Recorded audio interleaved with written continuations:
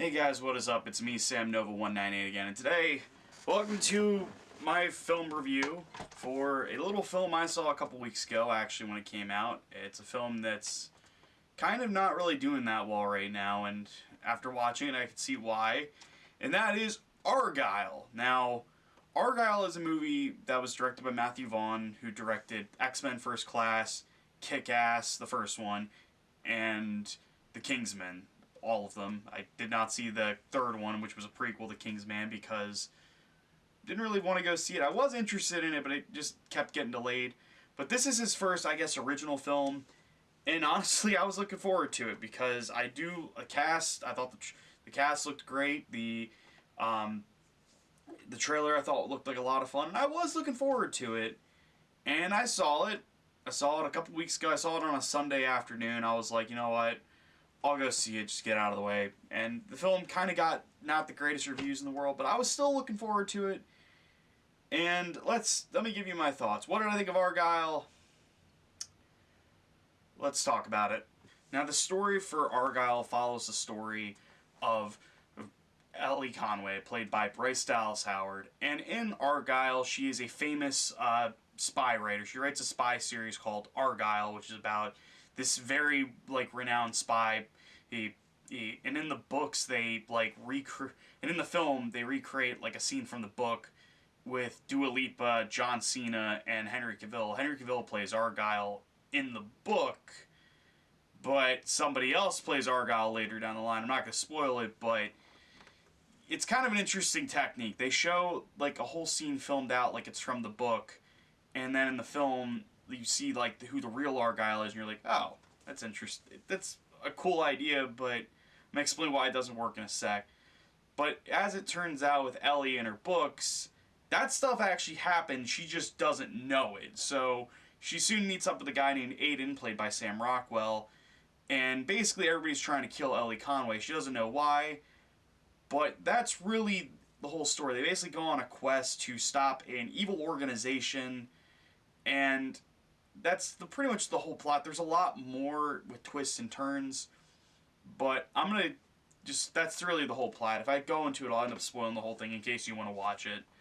So yeah, that's the story. Being honest, this film really feels like the whole script for this entire film feels like a rough draft of what this movie could have been.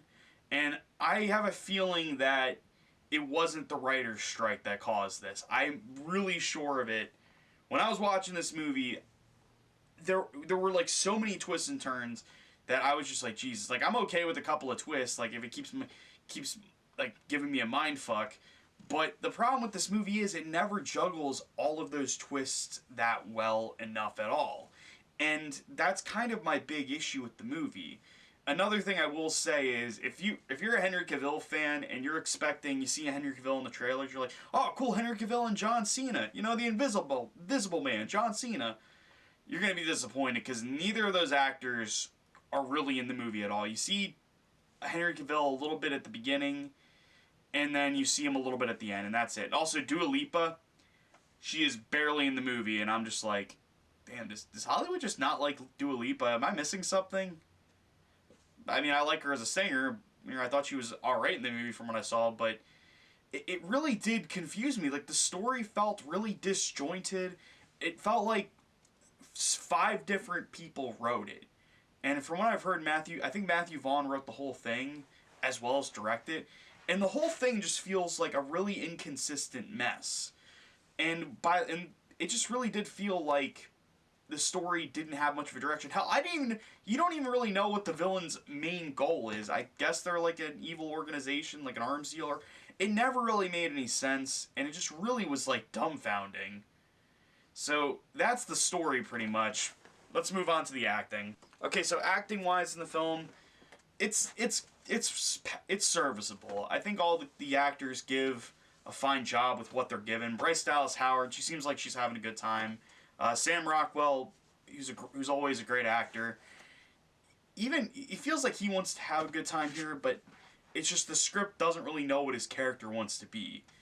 And Henry Cavill, for what he's in of the movie, like I said at the beginning, he's barely in the movie at all. Like, don't go into this expecting that, because I feel like, and also the main problem, I have a poster right here. When you just look at the poster, you don't even know who the hell the main character is. It's not Henry Cavill. It's mostly Bryce Dallas Howard, which I'm okay with. It's basically she's the main character, which I got that from the trailers. I was okay with that. I like Bryce Dallas Howard. In fact, I think she had an interesting enough arc in the movie where you see her change in a way. But I just feel like at times in this movie, it felt really like inconsistent. I thought everybody did a good job with what they were given. Samuel L. Jackson shows up for some odd reason. He kind of just shows up, like, I'd say towards the end of the second or third act. The pacing of this movie is also extremely choppy. I forgot to mention that. And it just felt really inconsistent. But, like, that's really, like, the acting was alright. It was passable, but it's just not enough to save this movie for me, personally. So, quick little, I guess, final verdict for this movie, in my opinion on it. I just feel like with this movie, I was really hyped for it. But by the time it ended and I let more and more time pass with me, just the more disappointed I was. Like, I really wanted this to be good, because right now, the last couple of months since this year started has been painfully boring for movies. Like, we've had a couple of horror film, like a Heart Night Swim. We've had a couple other movies. Like, I've heard people really liked Beekeeper, and the fact that had a better score than this just, it dumbfounds me. Like, David Ayer's not a bad director. He just hasn't made a very good movie in a while, but with Matthew Vaughn, I was really hoping he would knock it out of the park, same way he did with Kingsman, because I wasn't looking forward to Kingsman at all, but then I watched Kingsman and I fell in love with Kingsman. But good lord, did this movie just really let me down. Like, it had potential to be great, but it just fell on its face so hard that it almost came around just being, damn, I was really disappointed. Like, it's not a terrible movie. Like, the only way I'd recommend this is if, like, it's a Saturday afternoon and it's on TV. Like, maybe it's on TBS or TBS. I don't know why I said TBS. Or if it's on, like, I don't know, Netflix or Hulu or Apple TV, because I know Apple TV, like, is putting a ton of money into movies right now. And this film costs $200 million. And I will say one thing, the visual effects in this movie, for a budget of $200 million, look pretty damn bad. Like, that's not a compliment. And it's just a shame, because I know the entire cast and crew, even the director, worked hard to make this film what it could have been, but it just fell on its face for me.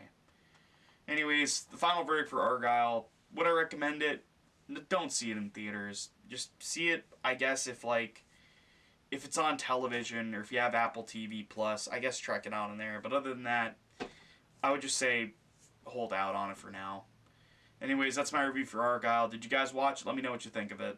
See you guys next time. This is Sam Nova 198 signing